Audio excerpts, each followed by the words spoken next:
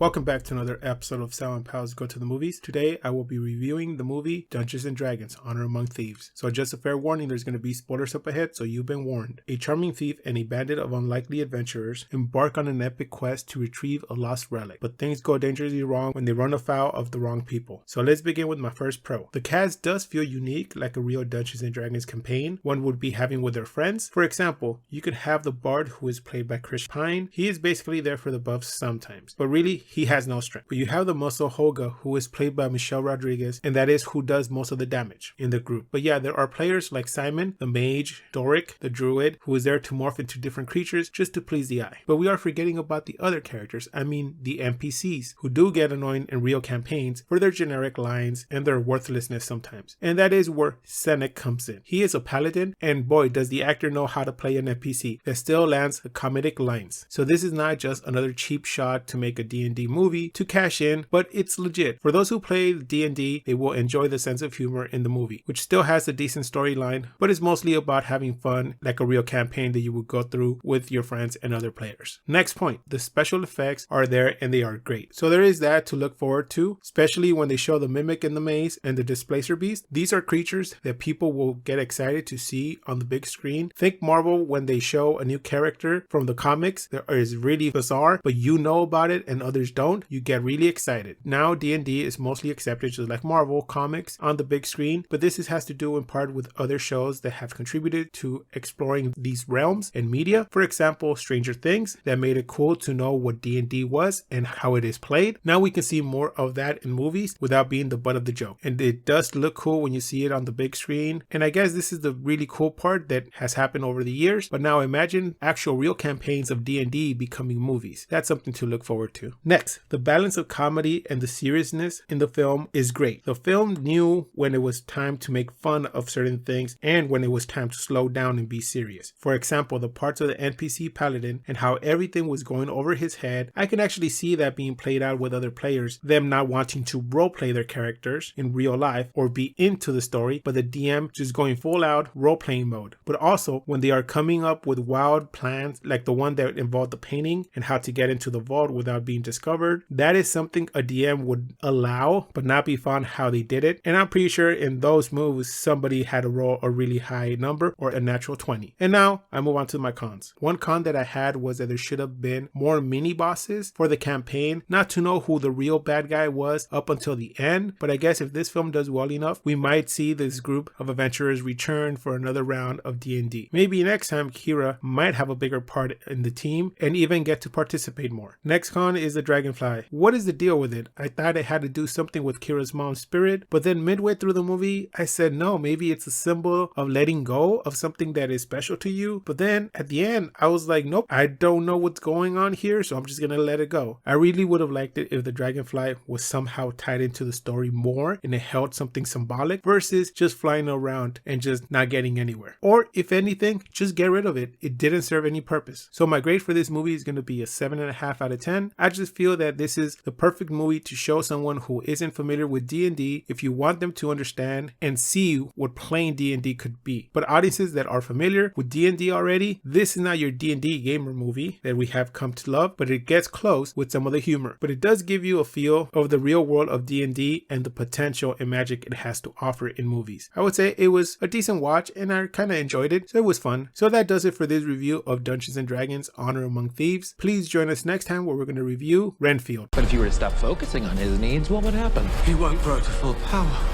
Exactly. He won't grow to full power. What? That's so weird. Why would you phrase it like that? But yes. Please like, comment, and subscribe. You can find our social media links below. And like always, keep watching movies.